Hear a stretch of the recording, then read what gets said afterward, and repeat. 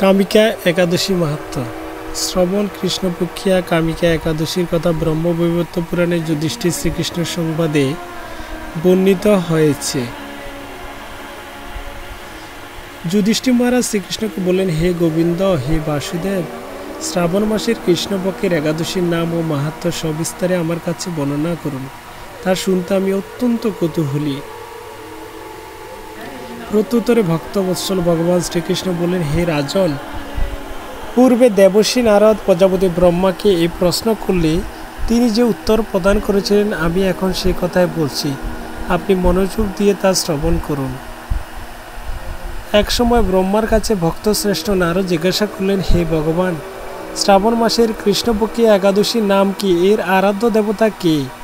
এই ব্রতের বিধি বা কী রকম এবং এই ব্রতের ফলে কি পুণ্য লাভ হয় তা সবিস্তারে জানতে ইচ্ছা করি। আপনি কৃপা করে আমাকে তা জানালে আমার জীবন ধন্য হয়।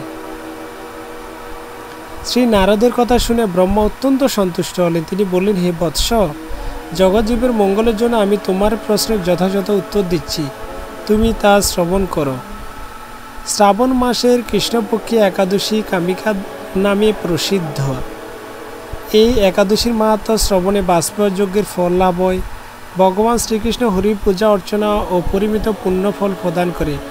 গঙ্গা, গোদাবরী, কাশী, নৈমিষারণ্য, পুষ্কর ইত্যাদি তীর্থদর্শনের সমস্ত ফল একমাত্র কৃষ্ণ পূজার ফলে কোটিগুণ হয়। সাগর, অরণ্য যুক্ত পৃথিবীদানের ফল, দুগ্ধবতী গাভীদানের ফল অনায়াসে এই ব্রত পালনে লাভ হয়। যারা পাপ পুণ্য সাগরে নিমগ্ন, এই ব্রতই তাদের উদ্ধারে একমাত্র সহজ উপায়। এরকম পবিত্র পাপনাশক শ্রেষ্ঠ ব্রত আর জগতে নেই। শ্রীহরি স্বয়ং এই মাহাত্ম্য কীর্তন করেছেন। রাত্রি জাগরণ করে যারা এই ব্রত পালন করেন তারা কখনো দুঃখ দুর্দশাগ্রস্ত হন না। এই ব্রত পালনকারী কখনো নিম্নজনী প্রাপ্ত হন না। কেশবপ্রিয়া তুলসীপত্রে যিনি শ্রীহরির পূজা করেন, পদ্ম পাতার জলের মতো তিনি পাপের নির্লিপ্ত থাকেন। তুলসীপত্র দিয়ে বিষ্ণু পূজায় ভগবান যেমন সন্তুষ্ট হন, মণিমুক্তাদি মূল্যবান রত্ন মাধ্যমেও তেমন প্রীত হন না। যিনি কেশবকে তুলসী মঞ্জুরি দিয়ে পূজা করেন তার জন্মার্জিত সমস্ত পাপ ক্ষয় হয়ে থাকে।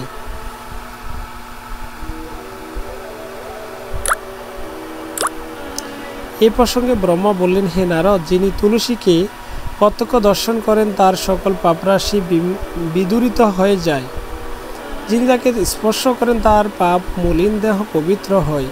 তাকে প্রণাম করলে সমস্ত রোগ দূর হয়। তাকে জল সিঞ্চন করলে যমও তার কাছে আসতে ভয় পান। শ্রীহরি চরণ তুলসী অর্পিত করলে ভগবদ্ভক্তি লাভ হয়। তাই যে কৃষ্ণ ভক্তি প্রদায়িনী তোমাকে প্রণাম করি। যে ব্যক্তি হরিবাসরে ভগবানের সামনে দীপদান করেন, চিত্রগুপ্তও তার পুণ্যের হিসাব করতে পারে না। তার পিতৃপুরুষেরা পরম তৃপ্তি লাভ করেন। শ্রীকৃষ্ণ বললেন, হে রাজন, আমি আপনার কাছে সর্বপাপ হারিণী কামিকা একাদশী মাহাত্ম্য বললাম। অতএব যিনি ব্রহ্মহত্যা, ভ্রূণ হত্যা, পাপ বিনাশিনী, মহাপুণ্য ফলদায়ী এই ব্রত পালন করবেন এবং এই মাহাত্ম্য শ্রদ্ধা সহকারে শ্রবণ করবেন, তিনি সর্বপাপ থেকে মুক্ত হয়ে বিষ্ণুলোকে গমন করবেন।